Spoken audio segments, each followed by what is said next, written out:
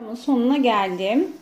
Bakın sıra sonunda aynı sıranın başlangıcında olduğu gibi sıraya başlıyorken bakın direkt V ile başlamıştık. Şu üçlüleri yapmamıştık. Sonuncuya geldiğimde direkt V'mi yaptım. Yani şöyle ön bacak ve birinci bacak ve ikinci bacağı üçlü trabzan olarak örmedim. Direkt V'yi yaptım. Şimdi şöyle göstereyim ben isterseniz burayı. Tam anlaşılır olsun. Şimdi hepsini ördüm ve sonuncuya geldim. Dediğim gibi bacakları önden örmüyorum. Direkt orta boşluğa ve ortasına batıp ikili trabzan, bir zincir, tekrar ikili trabzan yapıyorum. Daha sonra iki modelin ortasına batıp bir tane ikili trabzan yapıyorum. Bunu neden yaptım? Bakın burada başlarken orta boşluktan 3 tane zincir çekip başlamıştık. Aynı bitirişle başlangıç aynı olsun eşitlemek için. Şimdi 1, 2 ve 3 zincir çekiyorum. Dönüyorum. Şimdi ikinci sıramdayım arkadaşlar. İkinci sırayı arkadan öreceğiz. Arkadan nasıl öreceğiz? 3 zincir çektikten sonra şimdi şu V'yi tekrar eksiltme azaltma olsun diye bu V'yi örmüyoruz artık. İp doluyoruz ve V'nin orta boşluğuna batıp bir tane ikili trabzan yapıyoruz. İlk sıralarda bu birinci sıra diyelim, bu ikinci sıra. Birinci sıralarda her zaman V yapacağız başlangıçta ve bitirişte. İkinci sıralarda yani arkadan ördüğümüzde her zaman bu V'nin ortasına ikili trabzan yaparak başlayacağız. Bu şekilde azaltmamız olacak. Şimdi ipimi doladım. Modele geldim. Modeli normalde böyle önden üçlü trabzanla başlatıyorduk. Böyle örersek ters olmuş olur. Yani bütünlük sağlanamaz. O yüzden tersten örmemiz gerekiyor. Tersten nasıl örüyoruz? Tığ ipimizi doluyoruz. Bakın tığımızı şöyle arkadan geçiriyoruz. Trabzanımızın sağından çıkarıyoruz. Solundan geri yolluyoruz. Yani normalde önden ördüğümüzde bu trabzan tığın üstünde oluyordu. Şimdi trabzan tığın altında kaldı. Tığı görüyoruz. Bu şekilde üçlü trabzanı yapacağız. 1, 2 ve 3. İp doluyoruz. V'mizin orta boşluğuna batıp ikili trabzanımızı yapıyoruz. Bir zincir çekiyoruz. İp doluyoruz. Aynı boşluğa batıp ikinci ikili trabzanı yapıyoruz. Ve şimdi bir kere daha üçlü trabzanı yapacağız. Yani V'nin diğer bacağını tığ ipimi doladım. Bakın arkadan geçirdim tığımı. Soldan çıkardım. Trabzanın sağından tekrar arkaya gönderdim. Bu şekilde üçlü trabzanımızı yapıyoruz. Şu an tersten ördüğümüz için bu şekilde yapıyoruz. Tekrar bir kere daha yapalım arkadaşlar. Tığımıza ipimizi doluyoruz. Bakın V'miz burada. İlk önce arkadan tığımızı dolayıp üçlü trabzanımızı yapıyoruz. İp doluyoruz. Orta boşluğa batıp ikili trabzan. Bir zincir. Aynı boşluğa batıp bir tane daha ikili trabzan. İpimizi doladık ve tekrar üçlü trabzanımızı yapacağız. Arkadan öreceğiz trabzanı.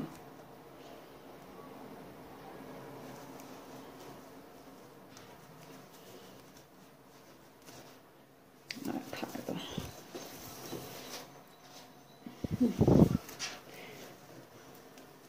İpimizi doladık. Arkadan üçlü trabzanımızı örüyoruz. Model aynı, model değişmedi. Sadece arkadan örüyoruz. Bakın bir kere daha göstereyim. Tığıma ipimi doladım. V'mi şöyle arkadan ilk bacağına tığımı geçirdim. Üçlü trabzanımı yapıyorum. ip doluyorum. Orta boşluğa batıp ikili trabzan. Bir zincir. Aynı boşluğa batıp bir tane daha ikili trabzan. İp doluyorum ve şimdi diğer üçlü trabzanı yapıyorum. Bu şekilde ikinci sırayı yapacağım. Sıranın sonunda şu V kısmına geldiğimde tekrar göstereceğim. Evet, bakın sıra sonuna geldim. Size söylediğim gibi son V kısmına geldim. Burayı nasıl bitiriyoruz sırayı? V'nin ortasına hemen ikili trabzan yapıyoruz. Daha sonra şu üçlü trabzan 3 tane zincirle başlamıştık ya, o 3 zincirin ortasına da, yani şu boşluğuna da hemen bir tane ikili trabzan yapıp sırayı bitiriyoruz. V'nin ortasına bir tane ikili trabzan yaptık. Bir tane de şu 3 tane zincir çektiğimiz boşluğa ikili trabzan yaptık. Sıra bitti. Şimdi 1, 2 ve 3 zincir çekiyoruz. 3. sıraya çıkıyoruz. 3. sıra ilk sırada olduğu gibi aynı şekilde başlayacak. Aynı şekilde devam edecek. Hep aynı işlemi tekrar edeceğiz. Dediğim gibi bir V yaptığımız birinci sıramız, bir de direkt V'nin ortasına battığımız ikinci sıramız. Bu iki sırayı sürekli tekrar ederek ta ki şu ortada, yani şöyle ortada 2 tane model kalana kadar azaltmaya devam edeceğiz. Şimdi 3. sıraya başlayalım. 3 zincirimizi çekmiştik. Bakın ilk V'mizin ortasına batarak hemen ilk eksiltmemizi yapıyoruz. V'nin orta boşluğuna bastım. İkili trabzanı yaptım. Bir zincir çektim. Aynı boşluğa ikinci ikili trabzanımı yaptım. Daha sonra direkt modele devam.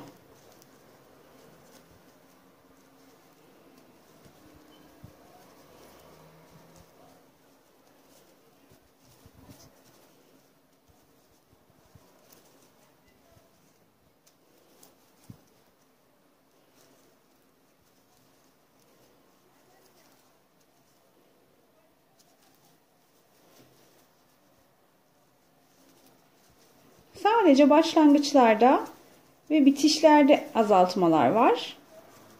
Diğer kısımlar normal modeli örmekle devam ediyor. Ben de şu an modelleri örüyorum arkadaşlar.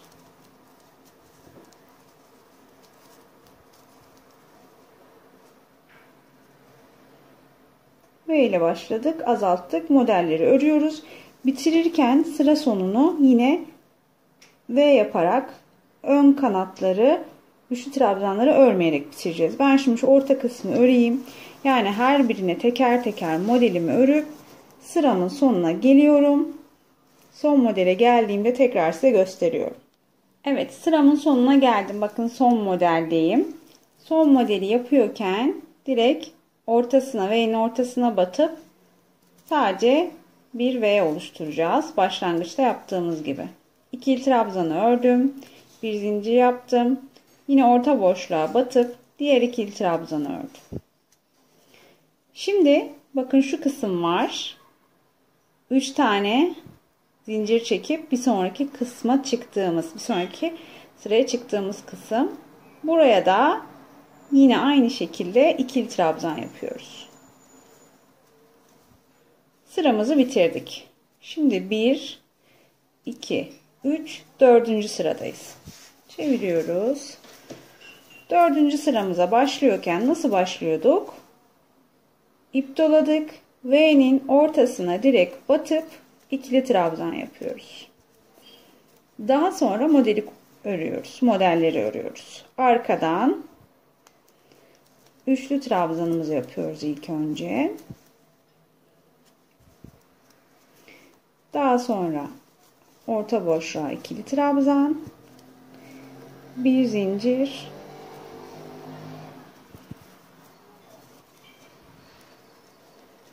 yine orta boşluğa ikili trabzan.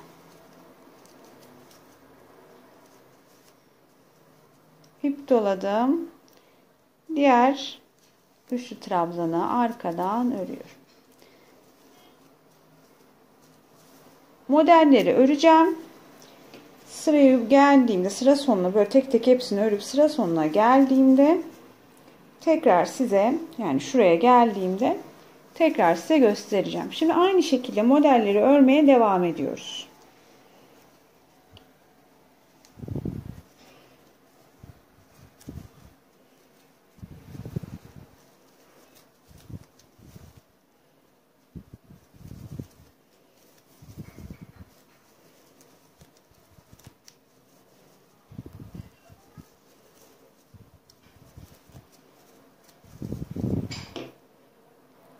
Evet, yine sıra sonuna geldim. Dediğim gibi bakın, V'ye geldim. Burayı başlangıçta yaptığım gibi direkt ortasına batıp ikili trabzan yapıyorum. Daha sonra 3 zincir çekip oluşturduğumuz bu boşluğa bir tane daha ikili trabzan. 1 2 ve 3 zincir. Bakın başladığımız gibi bitirmiş olduk.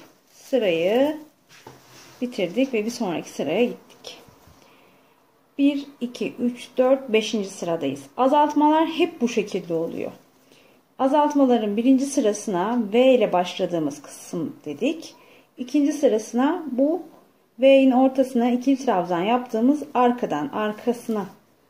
arkadan ördüğümüz sıra dedik. Aynı iki sırayı sürekli tekrar ederek şu ortada, yani orta demeyeyim de böyle azalta gittiğimizde iki tane örnek kalana kadar azaltacağız. Ben şimdi 5. sırayı da başlangıcını göstereyim. Zaten bütün sıralar aynı. Aynı şekilde eksilterek size tekrar ediyorum. Bakın şöyle göstereyim. İlk sıramız buydu. Bu şekilde V ile başladık. İkinci sıramızda da arkadan ördük. V'nin ortasına ikili trabzan yaptık. 3'te yine V. Sonra yine V. 4'te V'nin ortasından ikili trabzan. 5'te yine V. 6'da yine V'nin ortasına ikili trabzan. Yani hep aynı. Aynı şu iki sırayı sürekli tekrar ederek azaltıyoruz. Evet arkadaşlar, size anlattığım gibi bakın iki tane model ikiye düşene kadar yanlardan size tarif ettiğim şekilde azaltarak geldim. Şimdi artık bu iki taneyi sadece öreceğiz. Azaltma yok. Dilerseniz bu iki tane modeli istediğiniz askı uzunluğuna gelene kadar örerek devam ettirebilirsiniz. Dilerseniz de hazır askı takabilirsiniz çantanıza. Bakın ben şu an iki tane modeli örüyorum.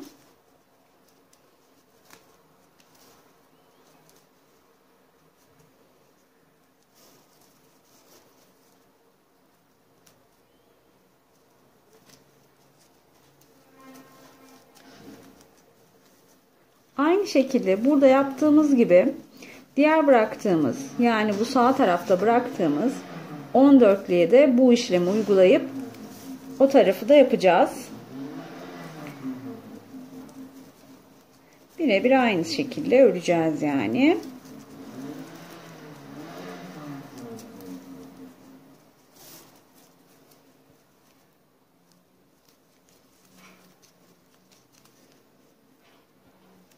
Bakın artık iki taneler.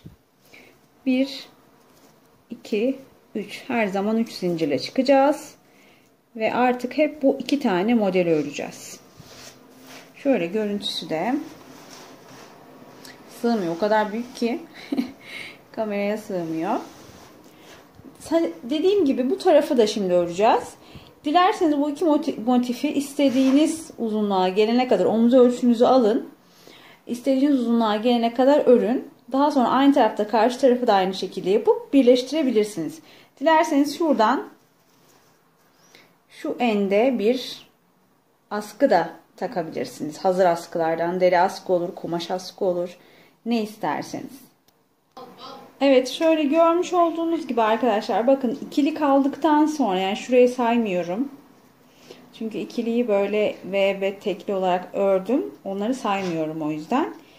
Tamamen şu V, yani azaltmalarım şu ikiden sonra bitti.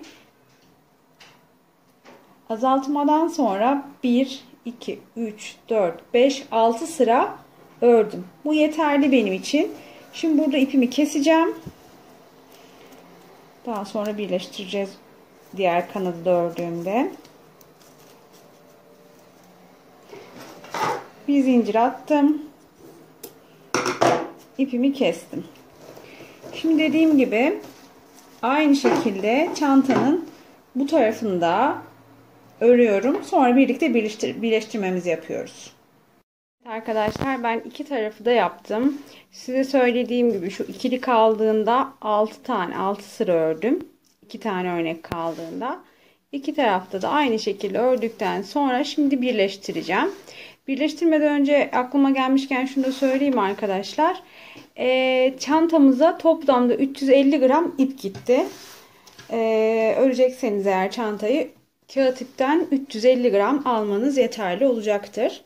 Şimdi şöyle iki ucu nasıl birleştireceğimizi göstereceğim size. Şimdi şöyle yapıp böyle birleştirirsek birleştirme yerimiz hemen dışta görünür. Bunun görünmemesi için şu şekilde tutacağız.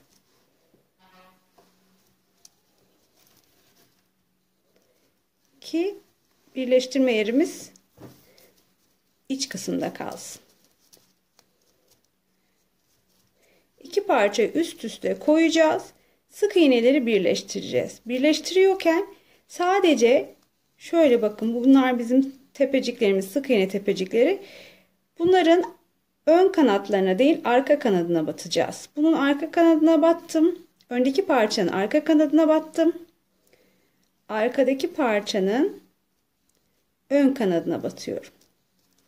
Yani şöyle yan yana koyduğumda şu içteki ilmekleri birleştiriyorum. Şöyle ilmeğimi çıkarıyorum. Çıkardığım ilmeği ilk ilmeğin içinden geçiriyorum. Yani ilmek kaydırmayla birleştiriyorum. İlmeğimi çıkardım. İlk ilmeğin içinden geçirdim. Öndeki parçamın arka kanadını, arkadaki parçamın ön kanadını aldım. İlmek çıkardım. Çıkardığım ilmeği ilk ilmeğin içinden geçirdim. Birleştirme işlemimizden sonra çantamız tamamen hazır hale geliyor. Dilerseniz çantanın içine astarla dikebilirsiniz. Astarlı veya astarsız kullanabilirsiniz arkadaşlar. Bakın bu şekilde birleştiriyorum.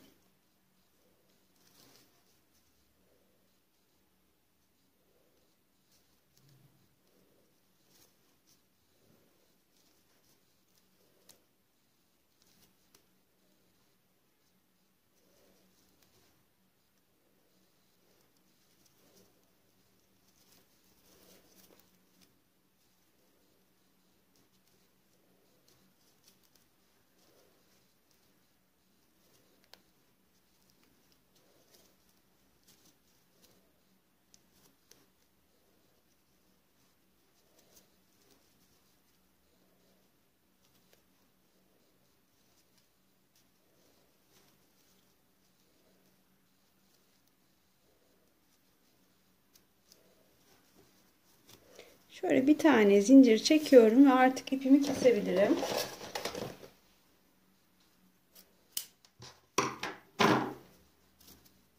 İpimizi kestik. Şimdi bu ilmek kaydırmalarının içinden ipimizi bir iki böyle yürüteceğiz.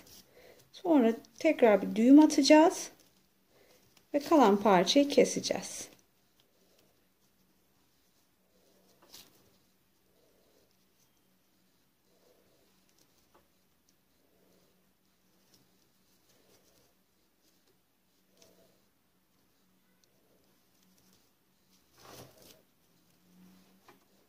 Tamamdır. Artık kesebilirim. Böyle tam kalp gibi göründü.